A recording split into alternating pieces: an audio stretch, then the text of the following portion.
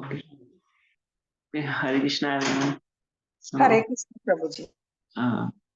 Thank you Shri Gaur Prabhu ji, आपने मुझे मौका दिया एक्चुअली सेवा करने का। एक्चुअली जो भी मैंने सीखा है एक्चुअली सीनियर वैष्णव से ही सुन के ही सीखा है। तो I just repeat their words and Shri Guru Prabhuji is very wonderful. He's very nice vice president here in Iskon Dwarka, and since he has come, actually whole structure of our temple and everything is very systematized, and everything has blossoming actually. Even devotional service is blossoming in devotees. Thank you, Prabhuji, for this nice service. Uh, so आज हम actually Prabhuji Hindi will be also acceptable. Yes, Prabhu. Mix Hindi and English. Yes. ठीक है. So today actually we will talk about various actually obstacles which we face generally in chanting, and we will discuss how we can come out of them. And basically Srila Bhaktivinoda Thakur, he has mentioned, actually he has categorized some obstacles which we generally face in our bhakti during our practice of bhakti. So he has mentioned that there is one shloka in his book named Bhajan Rahasya. So that shloka is Maya Mugdasya Jivasya Maya Mugdasya Jivasya Geyo Geyo Anartha Chaturvida Hridaya Dorbalyam Cha Aprado Asat Trishna Tattva Vibhrama. So what Bhaktivinoda Thakur is mentioning here, that there are four kind of major obstacles which generally are obstructing us from obstructing a jiva basically from approaching Krishna or taking his holy name. So what are those four obstacles? First one is mentions is Hridaya Dorbalyam, that weakness of heart. Weakness of heart is something which are obstruct us. And second one is aparadh. Aparadh, offenses which we all recite in the morning to avoid.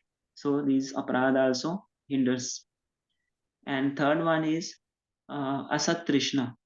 Asat trishna means having attachment to something temporary material, having obsessive attachment to those things which are temporary and material in nature. So this is called asat trishna. And the fourth one is tattva vibram.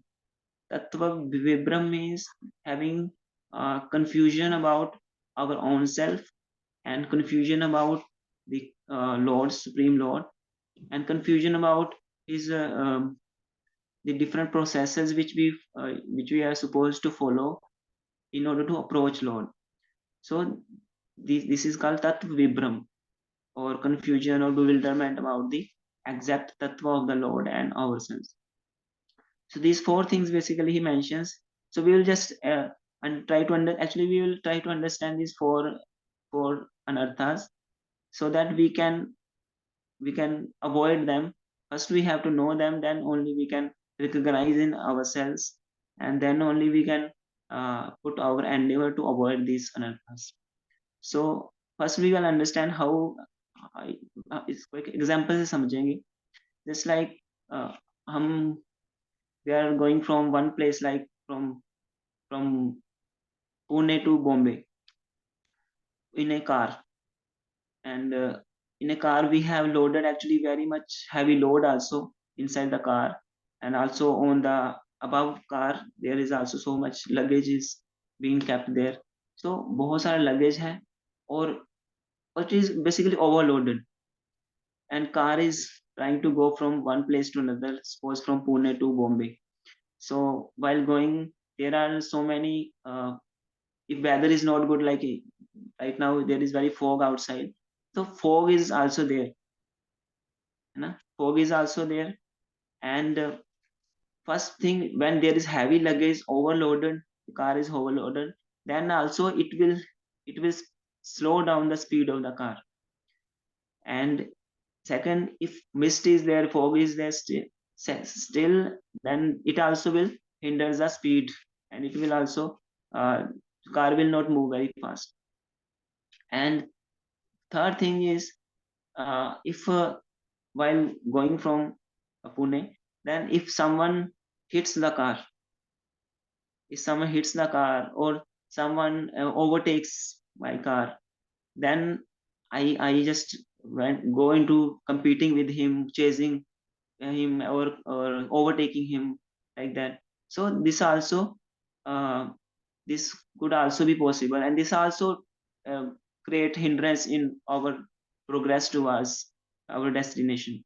And then the fourth thing could happen, that if somewhere while going during the journey, if I get to know something very alluring, very tempting in on the way only, like there is one waterfall at Lonavala, so I just stop there and park the car, and I just going on seeing the beauty of the nice weather, nice waterfall, and I get tempted there, and I just kept there. So that will also completely stop our progress towards our destination. So these four things which I earlier mentioned, like Hridaya Daurvalyam and Asat Trishna, and then third Anarthas, Aparad, and fourth one is Tattva Vibram. So these four things we can understand from this example of a journey. And here, just like we are carrying a heavy load luggage on the car, it is just compared to the Hridaya Daurbalyam.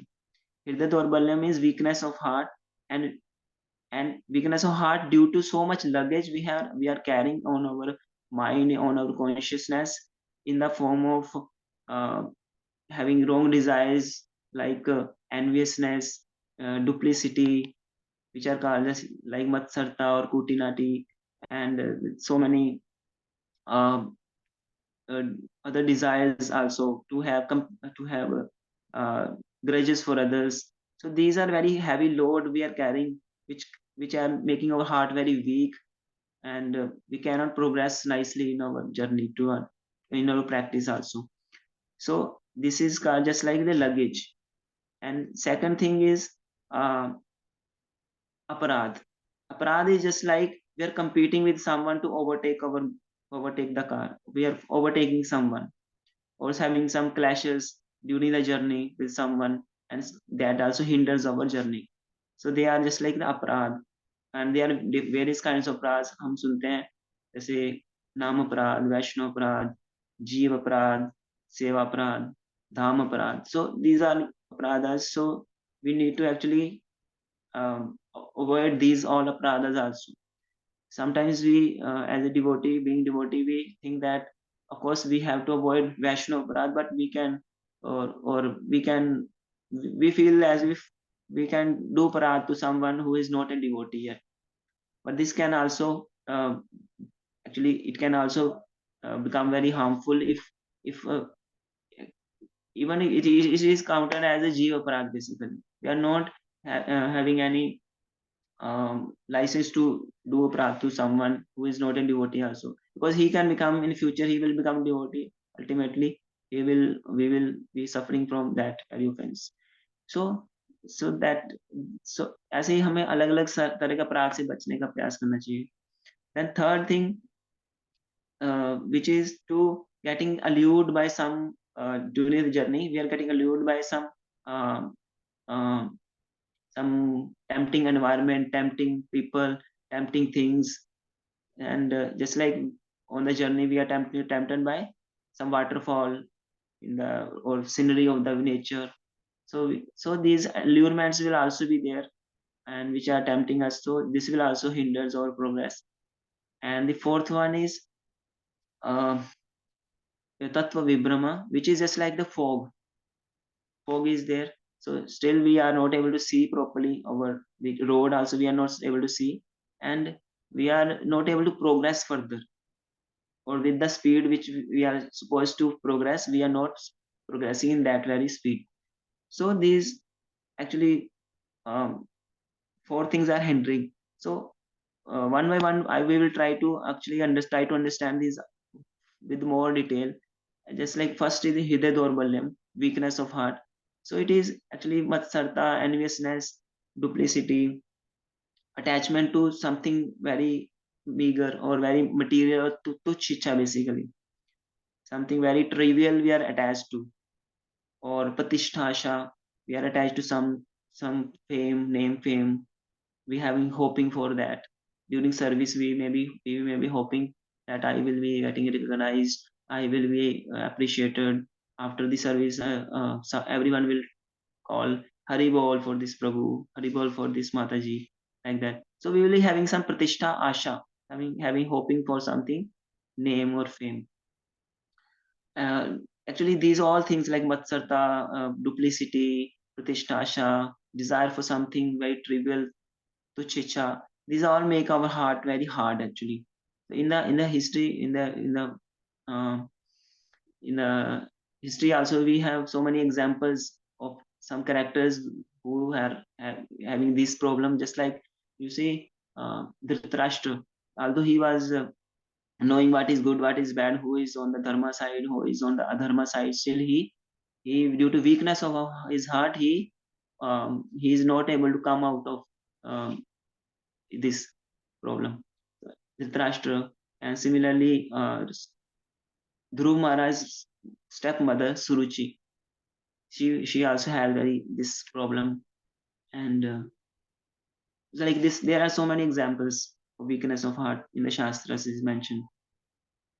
And second thing, like aparad, just like I mentioned that there are various aparadhas, we also need to come out of them, or we should at least endeavor to come out of them.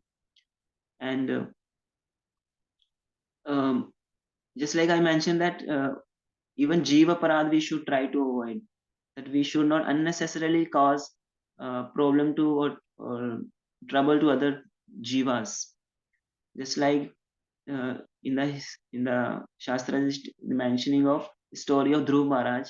Initially, Dhruv Maharaj was not a devotee. He was just a uh, prince of his prince, child of his father. But his mother Suruchi, she committed actually offense towards Dhruva, and she mistreated him. And later on, when Dhruv became a devotee, very staunch devotee of Lord, then Suruchi got the offense of, of offending the Dhruva. So later on, she also faced the consequences of that, and she also suffered later on, because she unknowingly committed offense towards the Vaishnava, who who will become Vaishnava in the future. But right now, she committed offense, and then she faced the consequences. So like that, we have to avoid actually all kind of offenses. And the third thing is asat trishna. Just like I mentioned, that having this, when we are getting distracted by something which is very tempting, very comfortable, very soothing, forgetting our real goal, forgetting our real destination which we are supposed to go. So this is also there. And tattva vibram, still, just I mentioned that not knowing ourselves properly, not knowing Lord properly, that Krishna is the supreme Lord, and we are supposed to surrender unto Him. We are supposed to um, having establishing our basically this relationship with Him. This is actually ultimately the goal of human form of life. So we are not having proper knowledge or proper uh, conception about Krishna, so we are lacking that. So this could also be a problem, or some process or the practices which we are supposed to follow in order to establishing the relationship with Krishna, that we are also don't know, or we are lacking, or someone is concocting some uh, practices by himself only from his mind, and he's trying to follow, or trying to uh, approach Lord. So this is will also will not work. Or or someone is having some ulterior motives about the goal, that um, that someone not knowing that Krishna is my ultimate goal, he instead makes some other trivial things as his goal, just like uh, desire for mukti, desire for siddhis, desire for going to heaven, or desire for getting earthly pleasures. So these all actually constitute that one is not knowing the actually tattva of Krishna, not knowing Krishna, the tattva of himself as a soul, being the servant of Krishna. He is not knowing that properly. He is not knowing the practices which he is supposed to do in order to approach Krishna, and neither he is knowing that ultimately the trivial desires for uh, siddhi, for siddhis and moksha and some material pleasures, they are also very trivial. So they are not actually the sadhya of the person. So having this vibram or confusion about the things, not knowing properly also, uh, is causing hindrance in order to approach Lord. So as quickly as possible, if we are trying to avoid these four anarthas, actually we will be able to progress very rapidly in our spiritual life in order to approach Krishna, establishing our relationship with him. Because these things actually they create hurdles, actually in hurdles and obstacles, so they are not allowing us to approach Krishna. Actually Shastra mentions that Krishna is the absolute truth, you know. Krishna is the absolute truth. He is permanent, actually. He is not just like the temporary things or temporary people which we see in this world. Or our relationship with Krishna is also permanent. It is imperishable, it is eternal, it is everlasting. It is not going to perish in any way at any time. So this relationship, if we have with Krishna, then that relationship will also be remain forever, and in that relationship we will be happy forever.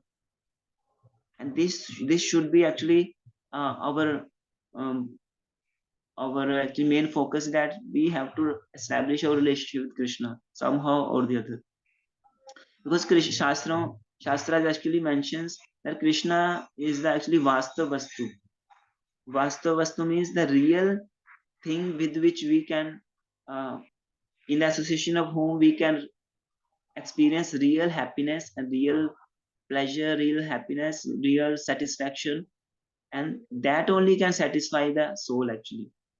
Other things in the form of material pleasure, in the form of material relationships or material possessions or material positions, these all will never make us satisfy, actually.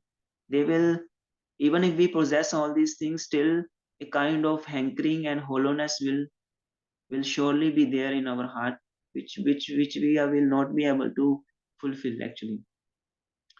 So Shastra is very clearly mentions that in Srimad Bhagavatam, only first canto, only Krishna is mentioned as Vastava Vastu, that he is the real thing which every living entity is desiring. Because he don't know the Krishna as the real goal of his life. That's why only we are getting suffered from all these four kind of anarthas which we mentioned just earlier. So if we just getting to know that yes, Krishna is my master, I am his eternal servant, my only constitutional position is to love and serve him, to chant his name with affection, with love, because Krishna is our master. So we should pray also to him that, oh my dear Lord, um, somehow or the other we have fallen in this material world, we have fallen into the so many shortcomings. We are not able to approach you properly. We don't know the right method also to approach you. Although although हमारे acharyas have mentioned so many right processes, like Rupa Goswami has mentioned 64 limbs of bhakti. Currently Srila Prabhupada has mentioned so wonderful, he has given us so wonderful schedules, so wonderful processes, wonderful association of devotee, wonderful shastras, so that we can approach Krishna in a very right attitude. But still, if we pray Krishna that please allow me to come out of all these anarthas, all these aparad, all hridaya dorbalyam, asatrishna, and tattva vibram, and clear my vision towards you, then only actually these anarthas will be wiped out. And of course, we ourselves have to make endeavor to come out of these anarthas, and we should pray also to the Lord that please, my dear Lord, make me or remove all these fog which are hindering me to see you, or or all these anarthas which are obstructing me to see you. So we can pray also to the Lord that he he actually shows, when he shows his mercy upon us, then only we can see Krishna. Actually we can approach Krishna, and we can, in a very humble mood, we can chant the names of Krishna, and then we can at least feel some taste in chanting. So this can happen actually after that. So um, and we can pray to Lord that please purify me, please uplift my consciousness, and accept me actually as I am. Please accept me first, because if Krishna will not accept us, then who will accept our? We are having so many shortcomings, so many limitations. So who else other than Krishna will accept us? Otherwise we will be having no hope. But Krishna actually accepts, so we need to just pray him, and we have to uh, ourselves make little endeavor to come out of these anarthas. Then we can chant very nicely. It will help us. So I will pause. I will stop here. Uh, if you have any question, then you can ask. Thank you very much, Prabhuji, for highlighting these things, which actually are very important to understand and to implement. You know, this will really help us to improve our chanting and become more and more sincere. So yeah, thank you. I'd like to open the floor for any comments or questions for Simha Chaitanya prabhuji. Hare Krishna Guru Dandavat Pranam. Hare Krishna. Thank you for the wonderful talk and guidance. Actually, we are praying every day. Mercifully, we are praying every day to Krishna. Please shower your mercy upon us and consider him as a das and give us taste in chanting. But somehow that taste in chanting doesn't come, Prabhu. मतलब it doesn't come sometime only for a जैसे बादल में एक बार सिर्फ वो आता है वैसा थोड़ा सा आता है फिर नहीं आता है. So that way struggling to get that taste in chanting, Prabhu. Yes, quite आपकी प्रॉब्लम काफी कॉमन है सबके लिए, मेरे लिए भी है बस. और एक्चुअली जो हमने आज डिस्कस किया वो एक बैकग्राउंड तैयार करता है कि हमें at least we should try to follow before chanting, we should try to keep these criterias in our mind, and then prepare our consciousness that I should not be having these anarthas at least. Then at least during chanting we can having a prayerful mood actually, because the prayer which we do during chanting or prayerful mood we have, Krishna actually responds to those prayers actually. If we are having prayerful mood only, then actually Krishna responds. And of course we have to be prayerfully endeavoring also. We have to endeavor also that, my dear Lord, I am putting my endeavor to hear each and every word. I am trying to hear, or trying to hear, because although my mind is not allowing me to hear, although it is distracting in so many ways, still I am trying my best to hear your name. I have so many limitations due to my body, due to my mind, due to my uh, due to environment or whatever, but you only can make your name, you can allow me to hear your name actually. So in a prayerful mode only we can actually hear. And if we keep on praying, then due to seeing the sincerity of our prayer, Krishna will respond, and he will shower glimpses of taste, glimpses of some realization during chanting. Then only he can give. Otherwise, on our own effort. And actually one more thing is, during putting our effort, we we have to avoid being the doer actually, because even if we want to get some taste, we, due to doership mentality, we are not able to get that taste. And when we pray, then that we keep our doership mentality aside. We have to keep our doership mentality aside, that I am only the person who will allow Krishna, or who will force Krishna to give me taste. We cannot force Krishna, na? We have to just pray only. we can beg basically. It's like our Guru Maharaj says that we have to beg Guru for mercy so that we can chant his holy name. So we can beg to Guru, beg to Srila Prabhupada, beg our acharyas, and after all, we can beg Krishna that please you only allow to chant your holy name. So that begging will be very nice. Got it, Because, Prabhu. Thank you for yeah. Yes, Prabhu. sorry, I don't know whether I satisfied you, Gary, or not. No, Prabhu. What you said is correct. We have to keep on asking mercy and say that yes, I'm not the doer, and you have to help us, Yes, and wait for the mercy of Krishna. yes. We Thank you, have to Prabhu. seek actually. We have to seek desperately, basically. Yeah. Thank you, Prabhu. Thank you very much. Thank you. Hare Krishna. Hare Krishna. Thank you, Rohit. Anyone else has any question? Hare Krishna, Prabhuji. Dandavatam. Hare Krishna. Thank you for enlightening about those aparadha. So you mentioned one in a pratishtha.